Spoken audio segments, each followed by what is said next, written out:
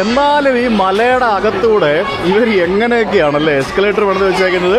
അതായത് അതിൻ്റെ മുകളിലേക്ക് നടന്നു കയറാൻ പറ്റാത്ത ആളുകൾക്ക് എന്താ ഇവർ പറയുന്നേ, എസ്കലേറ്റർ പണിത് വെച്ചിരിക്കുന്നതേ. Thank you. ആ മലയൊക്കെ ഇടിച്ച് തുരന്ന് മുകളിലേക്കുള്ള എസ്കലേറ്ററാണ്. താഴേക്ക് ഇറങ്ങി വരാൻ എസ്കലേറ്റർ ഉണ്ട് കേട്ടോ, അടിപൊളി. മുകളിലേക്കും താഴേക്കും പോവാം. ഇത് എത്ര വലുതായിരിക്കും ഇത്? പക്ഷേ എൻ്റെ അന്നേ ഇത് സ്റ്റെപ്പ് ബൈ സ്റ്റെപ്പായിട്ട് എന്തോ ആണെന്ന് തോന്നുന്നു. ഇതിനകത്ത് കയറിയപ്പോൾ വീണ്ടും നടക്കുന്നു, അടിപൊളി. ഞാൻ തിരിച്ച് നടന്നിറങ്ങി വരുന്നത്, നിങ്ങൾ വരുന്നത് നടന്നിറങ്ങി വരാൻ? ഇല്ല, ഞാൻ തിരിച്ച് നടക്കുവേ. എനിക്ക് ആ സ്റ്റെപ്പുകൾ കാണണം. അത് സാരമില്ല, കുഴപ്പമില്ല. ഈ എസ്കലേറ്ററിൻ്റെ നടുവിലൂടെ സ്റ്റെപ്പുകളും വെച്ചിട്ടുണ്ട്. ആ സ്റ്റെപ്പ് തുടച്ച് വൃത്തിയാക്കിക്കൊണ്ടിരിക്കുന്ന ഒരാളെ നമുക്കിവിടെ കാണാൻ സാധിക്കും കേട്ടോ. തുടച്ച് വൃത്തിയാക്കിക്കൊണ്ടിരിക്കുകയാണ്. ഇവിടെ എല്ലാം കൺട്രോൾ ചെയ്യാനായിട്ട് സ്റ്റാഫ് നിൽപ്പുണ്ട്. എന്തെങ്കിലും ആരെങ്കിലും വീഴുകയോ വല്ല സംഭവിക്കുകയാണെങ്കിൽ അവരത് കൺട്രോൾ ചെയ്ത് സ്റ്റോപ്പ് ചെയ്യുന്നതിന് വേണ്ടി. ഇതും ഈ പറഞ്ഞ പോലെ സെക്കൻഡ് സെറ്റ് ഓഫ് എസ്കലേറ്ററാണ്. ഇത് ഇങ്ങനെ നമ്മളിങ്ങനെ കയറി മേളിലേക്ക് പോകും.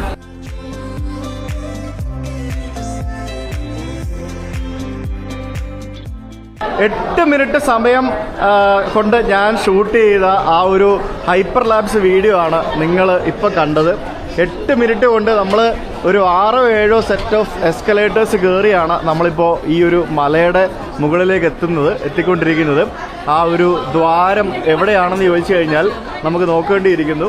എന്തായാലും ഈ ഒരു മലകൾക്കിടയിലൂടെ ഇതിന് മുകളിലേക്ക് എസ്കലേറ്റേഴ്സ് ഉണ്ടാക്കി വെച്ച ചൈനക്കാരുടെ ബുദ്ധിയെ നമ്മൾ അംഗീകരിച്ചു കൊടുത്തേ മാത്രമേ പറ്റുള്ളൂ.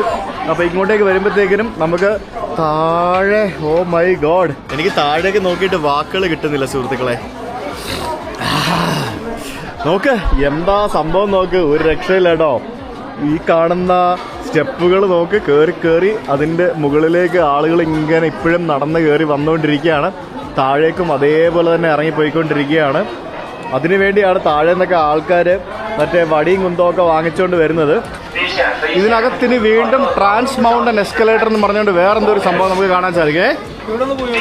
പോയി നോക്കാം. വേറെ എസ്കലേറ്റേഴ്സ് ഒക്കെ ഉണ്ട്. ഇതിലൂടെ പോകണം, അത് തിരിച്ചു വരുന്ന വഴിയാണ്. ഇത് ആ മലയുടെ മേളിൽ വീണ്ടും എസ്കലേറ്റർ പണിത് വെച്ചേക്കുന്നു. ഇത് എന്തോന്ന് സേർപ്പാ ഇത്?